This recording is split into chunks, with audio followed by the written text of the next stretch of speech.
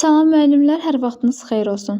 Gəlin bu gün Time Test Bankından situasiya tipli inteqrativ testlərdən, yəni birinci etik davranış qaydalarından sonra olan situasiya suallarından 10 dənəsinin bu videoda, növbəti ikinci hissəmizdə isə digər ondan 20-yə qədər olan sualların izahına baxaq.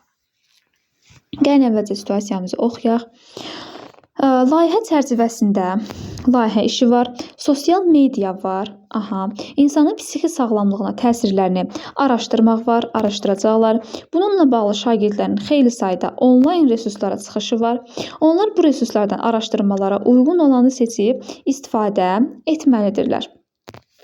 Bu situasiyada verilənlərə əsasən hansı fikir doğrudur? Baxırıq A variantına. Daha doğrusu A variantını saxlayaq, çünki o doğru fikrimizdir. Digərlərinə baxaq.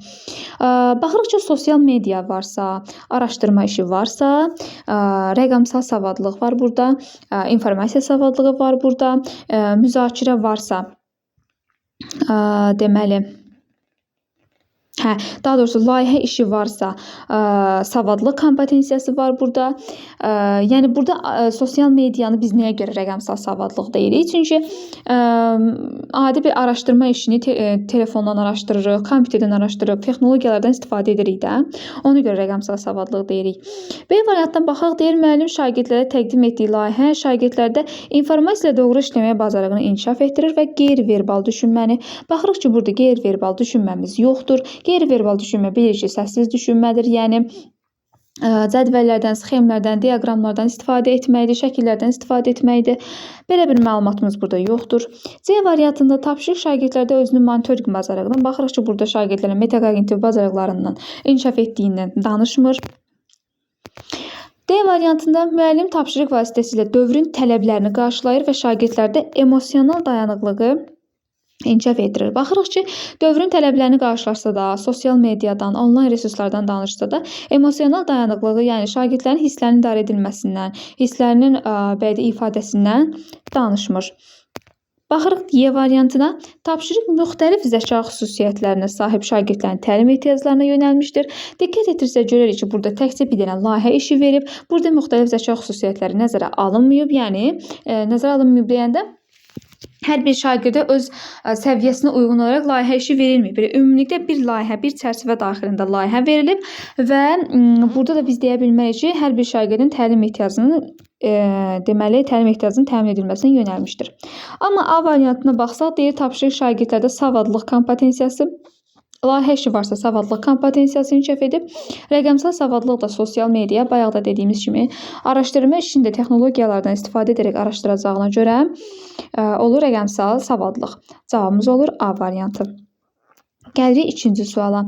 İkinci sualda baxın deyir, müəllim dərs zamanı qrup işindən istifadə etməyi planlaşdırır. Təsadüfi seçimlə şagirdləri qruplara ayırır və şagirdlər qruplardan biri digərlərindən fərqli olaraq yalnız təlim nailiyyətləri yüksək olan şagirdlərdən ibarət olur. Müəllim qruplardakı balanssızlığı aradan qaldırmaq üçün müxtəlif qabiliyyət, xüsusiyyət və potensiallı şagirdlərdən ibarət yeni qruplar yaradır. Və bizdən doğru olan fikri soruşur. Baxırıq, deməli, variantlara. A variantında deyir ki, bu addımı atmaqla müəllim şagirdlər üçün bərabər imkanları yaratmağa çalışır. Bu doğru fikrimizdir. Nə üçün? Baxın, əvvəlcə qruplar təsadüfi seçimlə qrup yaradıb. Görüb ki, burada bir qrupda yalnız təlim ehtiyacı nailiyyəti yüksək olan şagirdlərdir. Daha sonra qrupu dəyişib müxtəlif tərkibli qruplar yaradıb. Cavabımız A variantdır. Gəlin digər variantlara da baxaq. Müəllim şagirdlərdə tənqidi təfəkkürü formalaşdırmağı və yanaşmaları əsaslandırmağı hədəfləyir. Biz burada tənqidi təfəkkürün inkişafını göstərə bilmərik. Çünki sadəcə qrup işindən danışır. Bəlkə elə qrup işində nəyisə yaratmağı deyəcək. Yəni nəyisə şagirdlər yeni nəsə ortaya qoyacaqlar, yaradıcı təfəkkür inkişaf edəcək. Gəlirik C variantına. Müəllimin bu addımı tədrisdə pedaqoji prosesin tamlığını, baxırıq yenə də burada bizə tamlıqdan heç bir məlumat verməyib, heç bir fikir formalaşdırmır ki, biz burada deyək ki, əsaslı göstərək ki, pedaqoji prosesin tamlığını inkişaf edib. Və diqqət etirin, bizdən sinifdəki fəaliyyət haqqında doğru olan fikri soruşub. Daha sonra D variantında şagirdlərdə sosial və şəxsi məsuliyyət kompetensiyasının formalaşması üçün müəllimin bu addımı başa düşüləndir. Şəxsi və sosial kompetensiya bilir ki, şagirdin özü haqqında məlumatlı olması, öz karyerasını idarə etməsi, öz işlərini özü qurması, öz gələcəyini planlamasına söhbət gedir. Burada da əlaqəsiz variantdır. Y variantında deyir ki, müəllimin bu addımı atmaqda məqsədi şagirdlər arasında yarana biləcək narazılığın qarşısını almaqdır. Baxırıq ki, şagirdlər arasında heç bir narazılığımız yaranmayıb və belə bir hal olarsa da ümumilikdə əslində düşünsək elə yaxşı oxuyanlarla yaxşı oxuyanlar həmişə diqqət etsəniz görürsünüz ki, bir yerdə olurlar. Zəif oxuyanlardan da zəif oxuyanlar. Yəni onların fikirləri daha çox üst-üstə düşür. Və diqqət yetirsək, bizdən bayaq da dediyim kimi sinifdəki fəaliyyət haqqında doğru olan fikir soruşur. Müəllimin məqsədi haqqında doğru olanı soruşmur. Ona görə də variantımız olur A variantı. Baxırıq növbəti 3-cü suala. 3-cü sual müəllimlərin yanlış etdiyi, 95%-nin yanlış etdiyi suallardan biridir ki, bunun izahını mən paylaşmışam. İndi isə baxaq buna. Təbiət dərsində müəllim şagirdlərə günəş sistemi ilə bağlı qrup işi tapşırıb. Yenə də qrup işi var. Qruplar fəaliyyətə başlayan zaman dərsə gecikmiş şagirdlərdən biri sinifə daxil olur. Müəllim şagirdin anında cavab prosesə cəlb olunması üçün ona fərdi şəkildə tapşırıqlar verir və təlimat verir. Prosesin sonunda onun da işini təqdim etməsinə şərait yaradır. Bizi çaşdıran əsas məqam burada müəllimin işini, daha doğrusu müəllim üzr istəyirəm, şagirdin işini təqdim etməsinə şərait yaratması və anında prosesə cəlb etməsini gördükdə deyirik ki, müəllim düzgün hərəkət edib. Amma müəllimin etdiyi deməli bu prosedur, həyata keçirdiyi bu prosedur yanlış prosedurdur. Çünki fərdi şəkildə tapşırıq verib. Baxırıq A variantına. Sinifdəki şagirdlərin bəzilərində tolerantlıq və komprizə yerimək kompetensiyasını inkişaf etməsinə ehtiyac var. Baxırıq ki, burada tolerantlıqla bağlı bizə heç bir məlumat ötürməyib. Gəlirik B variantına. Bu hal müəllimin sinifdə şagird davranışını idarə etmək üçün prosedurlardan istifadə etmədiyini göstərir. Diqqət etirsək görürük ki, əslində müəllim prosedurdan istifadə edib. Çünki biz prosedurlarda deyirik ki, məsələn, dərsə gecikəndə sakitcə sinifə daxil ol, çantanı çıxar, deməli, lazım olan ləvazimatları götür, daha sonra dərs prosesinə qoşul. Yəni, belə bizim prosedurlarımız var və müəllim də bu proseduru yerinə yetirirsə də, əslində həyata keçirib prosedurlardan istifadə edib. Sadəcə düzgün istifadə etməyib. C variantına deyir ki, müəllim sinifdə hər bir şagirdə həssas yanaşır. Dərsə gecikən şagirdə prosesi cəlb etməklə müəllim sinifdəki inkluziv mühiti yaradır. Müəllimlərin 95%-nin götürdüyü variant budur. Əslində burada müəllim inklüziv mühit yaratmayıb. Çünki biz demişdik ki, hər kəs üçün proses əlçatan olmalıdır. Proses o şagird üçün də əlçatan olsa da, adi qrup işi keçirdikdə qrup işində şagirdin əməkdaşlıq bacarığı inkişaf edir, ünsiyyət bacarığı inkişaf edir. Lakin baxın, bu şagird artıq prosesdən kənarda qalıb. Yəni bunda bu bacarıqların formalaşması biraz zəif inkişaf edəcək. Ona görə də deyə bilmərik ki, bu hər kəs üçün proses əlçatandır. D variantına deyir ki, müəllimin bu davranışı şagirdin tədris bullyinginə məruz qaldığını baxırıq ki, buradayız. Bullyinglə bizim bullyingə qalması ilə bağlı heç bir məlumatımız yoxdur. Bullying də bilirsiniz də yəqin ki, şagirdlərin fiziki bullyingə məruz qalması, daha sonra kiberbullyingimiz var, daha sonra sözlü bullyingimiz var və digər tədris bullyingimiz var. Yəni digər bullyinglərimiz də var ki, bunların heç biri burada öz əksini tapmayıb. Variantımız Y-dir. Müəllimin atdığı addım onun sinifdə bərabər imkanlar yaratmadığının göstəricisidir. Doğru fikirdir, çünki yenə də vurğulayıram, bir şagirdi digərlərindən ayrı saxlayıb. Yəni onu prosesi cəlb edirsənsə, elə qrup işinə cəlb etdin, niyə ona fərdi tapşırıq verirsən? Ola bilər ki, sonda onun işini təqdim etməsinə şərait yaradıb. Lakin ona fərdi verdiyinə görə biz bunu deyə bilmərik. Cavabımız olur Y variantı. Gəlirik 4-cü suala. 4-cü sual çox sadə sualdır. Müəllim tədris ili başlayana bir neçə dəfə valideyn icrası keçirib, burada baxırıq ki, müəllim düzgün addım atıb, bir neçə dəfə valideyn icrası keçirib. Lakin valideynlərdən biri iştirak etməyib və müəllimdən xəbərdarlıq edib. Biz bunu görəndə görürük ki, deməli, pedaqoji tələblərdə məktəb valideyn əlaqələrinin tənzimlənməsi pozulub. Müəllim öz vəzifəsi, daha doğrusu valideyn öz vəzifəsini yerinə yetirmir. Müəllim valideynin bu etinasızlığını iclaslar zamanı digər valideynlərə mənfi örnək çəkir. Müəllimin iclas keçirməsi doğru addım olsa da, mənfi örnək çəkməsi yanlış bir haldır və bilirik ki, etik davranış qaydalarından konfidensiallığın pozulmasıdır. İndi gəlin doğru olanları seçək. Valideyn öz öhdəsinə düşən müvafiq vəzifəni yerinə yetirmir. Bayaq da dedik ki, müəllim dəfələrlə xəbərdarlıq etsək də, müəllim gəlmir, daha doğrusu valideyn gəlmir, deməli öz vəzifəsini yerinə yetirmir. Doğru fikirdir. Müəllim valideynin müvafiq hüququnu təmin etmir. Bu yanlış fikirdir. Görürük ki, müəllim əslində xəbərdarlıq da edib, bir neçə dəfə valideyn iclası da keçirib, amma valideyn özü iştirak etmir. Üçüncüdə deyir ki, müəllim etik davranış qaydalarından konfidensiallığı pozub. Bu doğru fikirdir, çünki mənfi örnək kimi çəkib onu. Dördüncü deyir ki, bu vəziyyətdə məktəb valideyn əlaqələrinin tənzimlənməsi tələbi pozulub. Bu da doğru fikirdir. Bayaq dedik ki, pedaqoji tələblərdən sonuncu olan məktəb valideyn əlaqələrinin tənzimlənməsi tələbi pozulmuşdur. Beşincisi deyir ki, müəllim tədris prosesində dəstəkləyici mühit yaratmır. Dəstəkləyici mühit isə psixoloji mühitdir və psixoloji mühitlə biz burada əlaqəli hər hansı bir məsələni görmürük. Ona görə də cavabımız olur 1, 3, 4 A variantı. Baxırıq növbəti 5-ci suala. Cədvəl suallarında biraz diqqətli olmaq lazımdır. Burada deyir ki, şagird mənbələrdən faydalı hissələri müəyyənləşdirir. Mənbə varsa, informasiya savadlığıdır. Mühakimə yürütmək varsa, deməli savadlıq kompetensiyasıdır. Mənbə və mühakimə yürütmək savadlıq və informasiyadır. Bu, deməli, doğru fikirdir. İkinci, şagird başqa xalqın mədəni xüsusiyyətləri haqqında məlumatlıdır. Baxın, bizə demir ki, yerli, milli, beynəlxalq mədəniyyətlər haqqında məlumatlıdır. Desəydi ki, yerli, milli, beynəlxalq mədəniyyətlər haqqında məlumatlıdır və onlara hörmət edir, bu zaman biz onu mədəni məlumatda götürərdik. Amma biz demişdik ki, çox dil bilmə kompetensiyasında mədəni xüsusiyyətləri bilir, multikulturalizmi nümayiş etdirir, digər xalqın dillərinə hörmətlə yanaşır. Ona görə də işi də doğrudur. Üçüncü, şagird özünün gündəlik xərclərini müəyyənləşdirib valideynə məlumat verir. Xərclərdən danışırsa, maliyyə savadlığı olsa da burada fəal vətəndaş mövqeyi görmürük. Çünki fəal vətəndaş mövqeyində öz ölkəsi haqqında, bölgəsi haqqında məlumatlı olması nəzərdə tutulurdu. Dördüncüdə deyir ki, şagirdlər məktəbdə kompüterlə ehtiyatla və qaydalara uyğun şəkildə istifadə edirlər. Kompüterdən söhbət gedirsə, İKT-dir, bu rəqəmsal savadlıqdır və uyğun şəkildə istifadə etməsi də özünü idarə etmə bacarığının inkişaf etdiyini göstərir. Beşincidə yanlış olanımız isə deyir ki, məktəbə gələn xarici ölkənin nümayəndəsi ilə ünsiyyət qurmağa çalışıb. Bu, deməli, çox dil bilmə kompetensiyası olmalıdır, sahibkarlıq olmalı deyil. Ünsiyyət bacarığının olmasını isə düz verib. Sahibkarlıqda deyirdik ki, riskləri nəzərə almaq, maliyyə savadlığı və yaradıcılıqdan danışırdı. 5-də yanlışdır. Cavabımız olur 1, 2, 4 A variantı. Daha sonra baxırıq növbəti 6-cı sualımıza. 6-cı sualda deyir ki, müəllim dərs zamanı şagirdlərin diqqətini cəlb etmək üçün filmdən müharibə, hər dəfəsində bunu qarışdırıram, filmdən müharibə səhnəsini göstərir. Sonra dərsin gedişatında şagirdləri heterogen qruplara ayırır və Amerikada vətəndaş müharibəsi ilə bağlı araşdırma işi verir. Qiymətləndirmə meyarlarından biri etibarlı mənbədən istifadə etməkdir. Şagirdlər internetdə müxtəlif mənbələrdən axtarış apararkən müharibənin səbəbləri ilə bağlı ziddiyyətlərli məlumatlarla rastlaşırlar və fərqli mənbələr araşdırmaq qərarı verirlər. Qərar vermək, qərar qəbul etmə, deməli səriştəsidir.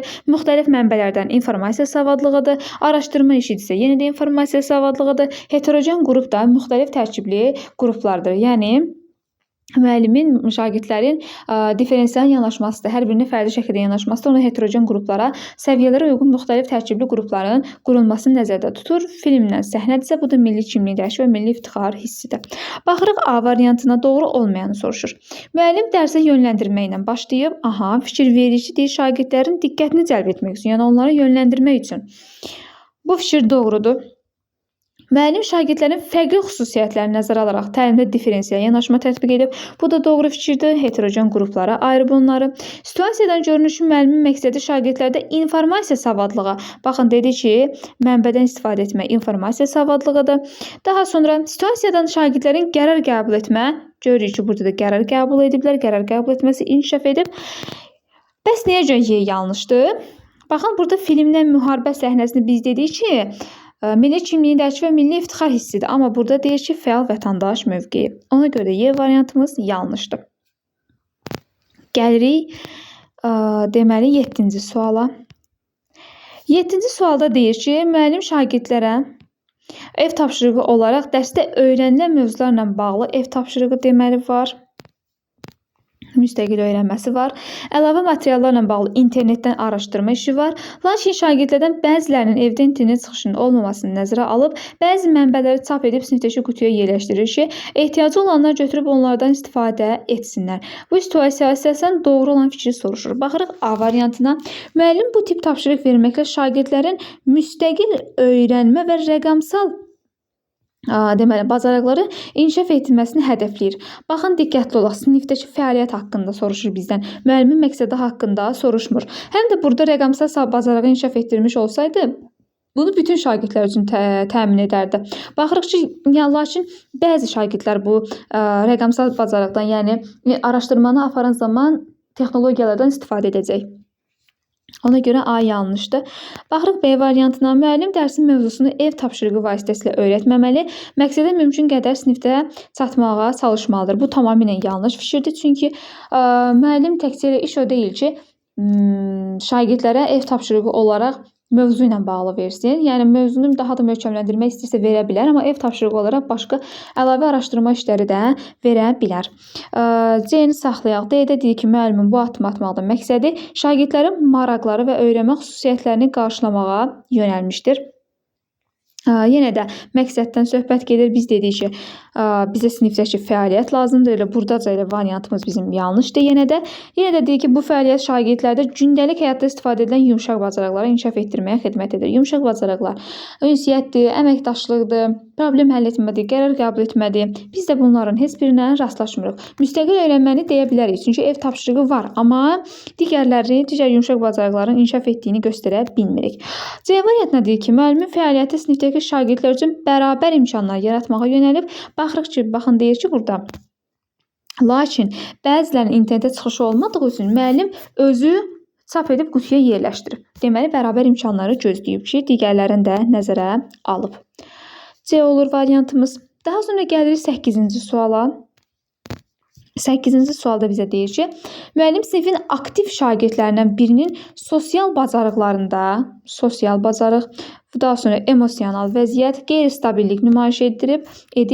Bunun səbəbini araşdırmaq üçün şagirdi xüsusi olaraq müşahidə altına alır və eyni zamanda valideynlə əlaqə saxlayıb. Deməli, müəllim düzgün iş tutub, valideynlə əməkdaşlığını, yəni vəzifəsini ümumiyyətlə yerinə yetirib. Buna əsasən məktəb psixoloqu ilə, yəni öz həmkarı ilə də işləyir və doğru fikri soruşur.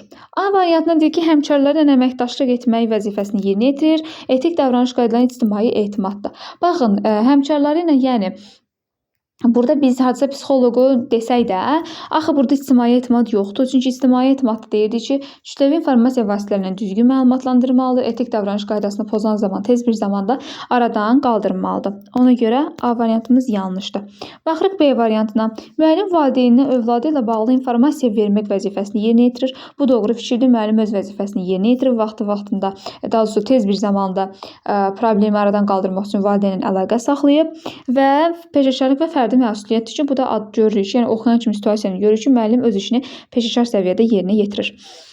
Bəs digər variantlarımızda yanlış olanlar nədir? Müəllim şagirdlərin təhlükəsizliyinin mühafizəsində iştirak etmək hüququndan istifadə edir. Baxırıq ki, burada heç şagirdin təhlükəsizliyi ilə bağlı bizə heç bir məlumat verməyib. Üstəlik deyir ki, qərəzsizlik prinsipinin tələbini. Qərəzsizlikdə deyir ki, irqi, cinsi, dini ayrı-seçkiliyə yol verməməlidir. Əgər bu kimi söhbətlərdən danışsaydı, biz C-ni hardasa düz variant kimi götürə bilərdik. Amma görürük ki, qərəzsizlik burada yoxdur. Daha sonra deyir ki, təhsil alanları müstəqil həyata hazırlayır və loyallıq etik davranış qaydası. Loyallıqda da deyirdik ki, müəllim adını uza tutmalıdır, tənqidi fikirlərdən qaçmalıdır, yəni tənqid etməməlidir. Peşəsinə xələl gətirməməlidir. Yəni, bununla da əlaqəli bir məlumatımız yoxdur. Y-də də deyir ki, konfidensiallıq var. Bu da yanlış məqamdır ki, burada da məxfiliyin, gizliliyin qorunması ilə bağlı bizə məlumat vermir. Yəni, heç bir gizliliyin qorunmasından söhbət getmir və müəllim nüfuzunu yüksək tutmaq vəzifəsini baxırıq ki, bununla da əlaqəli bizim bir məlumatımız yoxdur. Ona görə variantımız olur B. Gəlirik daha sonra 9-cu suala. İngilis dili dərsində müəllim Shakespeare'in pyesləri üzrə oxu tapşırığı verib. Bəzi şagirdlər oxuduğunu anlamaqda çətinlik çəkir, bəzilərinin isə belə bir problemi yoxdur. Müəllim şagirdlərə mətnin müxtəlif səviyyələrdə olan hissələrini təqdim etməklə, baxın, müxtəlif səviyyələrini təqdim edib, onlar üçün birinci olaraq audio materiallar, daha sonra anlamanı təmin etmək üçün istiqamətləndirici müzakirə şagirdlərin təlim ehtiyaclarını nəzərə alır. Bu fəaliyyət bütün şagirdlərin təlim ehtiyaclarını qarşılamağa təmin edir. Baxırıq A variantına və bizdən doğru olmayanı soruşur. Aha, variantımız A-dır, gəlin digər variantlara baxaq. Müəllim sinifdə diferensial yanaşmanı tətbiq edib, baxırıq ki, təlim ehtiyaclarını qarşılayıbsa, deməli, daha sonra audio material veribsə, eşidərək öyrənənlər üçün, yazaraq öyrənənlər üçün müzakirə, digər hallarda müzakirə təşkil edibsə, istiqamətləndirici suallar verirsə, deməli, təlim ehtiyaclarını qarşılayıb, diferensial yanaşmanı qoruyub. C variantında deyir ki, oxuyub anlama bacarığını inkişaf etdirmək üçün müxtəlif intellekt növləri, bu da doğrudur, baxın, audio materiallar bir intellekt növü, ayrı bir intellekt növüdür, digəri müzakirələr ayrıdır. Daha sonra müəllim sinifdə şagirdlər üçün bərabər imkanlar yaradıb, təlim ehtiyacları qarşılanırsa bərabər imkanlar da yaranıb. Baxın, Y variantında da bərabər imkanlar varsa elə, deməli, həm də inklüziv mühit formalaşmış sayılır. Yanlış olanımız A variantıdır. Nə üçün? Deyir ki, şagirdlərdə yaradıcı təfəkkür inkişaf edir. Axı, bizə yaradıcılıq burada danışmır. Demir ki, yeni nələrsə yaradırlar, yeni nələrsə ortaya qoyurlar, yeni yanaşma göstərirlər. Ona görə də variantımız olur A variantı. Gəlirik sonuncu 10-cu sualımıza. Aha, 10-cu sualımızda da deyir ki, sinif müzakirəsi zamanı nitq qüsuru olan, bunun izahını paylaşmışdım mən. Yenidən izah edirəm. Nitq qüsuru olan şagird sinif yoldaşları tərəfindən ələ salınmaqdan qorxduğu üçün prosesdə iştirak etməkdən çəkinir. Baxırıq ki, bizə demir ki, şagird deməli, ələ salınır, bullyingə məruz qalır, o mütləq şəkildə şagirdlər onu belə deyək, lor dildə deyək, təşliyiblər, onu uzaq tutur özlərinə. Yox, belə bir hal baş verməyib, sadəcə şagird bullyingə məruz qalmaqdan qorxur. Buna görə müəllim şagirdlər arasında, baxın, müəllimin atdığı bütün addımlar doğrudur. Empatiya nümayiş etdirib, hörmət təşviq edən bir effektiv sinif mühiti qurub, daha sonra fəal dinləməni təşviq edib, hörmət çərçivəsində ünsiyyət üçün aydın gözlənti qoyub və hər kəsin dəyərli hiss etmələrini təmin edir. Bu da baxırıq ki, hər biri doğrudur və bizdən doğru olmayan fikri soruşur. A variantında deyir ki, müəllim peşəkarlıq nümayiş etdirir və addımlar sinifdə dəstəkləyici mühitin formalaşmasına xidmət edir. Baxırıq ki, bu fikrimiz doğrudur, çünki empatiya var, hörmət var, effektiv sinif mühiti var, daha sonra fəal dinləmə var. Ona görə A variantımız doğrudur. B variantında deyir ki, müəllim bullying halına məruz qalan, özgüvəni zədələnmiş şagirdin dərs prosesinə cəlb olması üçün lazım olan davranışı sərgiləyir. Bayaq da qeyd etdik ki, şagird bullying halına məruz qalmayıb, sadəcə bullying halına məruz qalmaqdan qorxur. Yanlış fikrimiz budur. Digər variantlara baxaq. Şagirdlərin hər biri üçün bərabər imkanlar yaratmağa yönəlmiş fəaliyyət müəyyən zaman çərçivəsində həmin şagirdi dərsə cəlb olunmasını təmin edir. Bu da doğru fikirdir. Baxın, yenə də vurğulayıram. Empatiya var, hörmət var, fəal dinləmə var. Ona görə nitq qüsuru olan şagird də zaman keçdikcə prosesi artıq öyrənəcək. Müəllimin problemi həll etmək üçün göstərdiyi yanaşma sinifdə inklüziv mühitin formalaşdığını göstərir. Bu da doğrudur. Nitq qüsuru olsa da hər kəs üçün proses əlçatandır. Və Y variantı müəllimin əsas hədəflərindən biri dəstəkləyici mühiti formalaşdırmaq və sosial bacarıq. Baxırıq ki, ünsiyyət varsa bu sosial bacarıqdır elə, dəstəkləyici mühitdə nitq qüsuru olan şagirdin psixologiyasının nəzərə alınması varsa bu da elə dəstəkləyici mühitdir. Yəni bizim digər variantlarımız əslində doğrudur, doğru olmayan variantımız B-dir. Belə dəyərli müəllimlər, inşallah növbəti 10 dənə sualı da, ondan 20-yə qədər olan sualı da çəkib ikinci hissə olaraq paylaşacağam. Ümid edirəm ki, testlərin hər biri sizə daha rahat şəkildə aydın oldu. İnşallah tək paylaşdığım sualların da hər birindən xəbərdar olmaq üçün kanala abunə olun ki, sizə bildirişlər gəlsin və zamanında bütün mövzulardan yararlana biləsiniz. Belə dəyərli müəllimlər, bu günlük bu qədər.